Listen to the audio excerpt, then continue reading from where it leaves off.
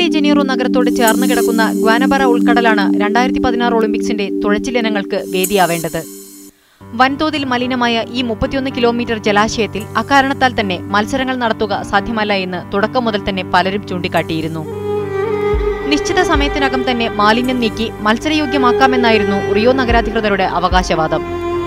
എന്നാൽ ഗ്വാനബറ 80% ശുദ്ധീകരിക്കാമെന്ന വാഗ്ദാനം പാലിക്കാനാവില്ലെന്ന് Rio de Janeiro mayor കഴിഞ്ഞ ദിവസം ഒളിമ്പിക്സ് അധികൃതരെ അറിയിച്ചു. റിയോ നഗരത്തിൽ നിന്നുണ്ടാകുന്ന മാലിന്യങ്ങളിൽ 34% മാത്രമാണ് ശാസ്ത്രീയമായി സംസ്കരിക്കപ്പെടുന്നതെന്നാണ് ഔദ്യോഗികമായി തന്നെയുള്ള കണക്ക്. ബാക്കി മുഴുവൻ ഗ്വാനബറയിലേക്ക് തള്ളപ്പെടുകയാണ്. ഉപേക്ഷിക്കുന്ന വീട്ടുസാധനങ്ങൾ തൊട്ട് വളർത്തുമൃഗങ്ങളുടെയും മനുഷ്യരുടെയും പോലും ശവശരീരങ്ങളും ഇവിടെ ഒഴുകി നടക്കുന്നു.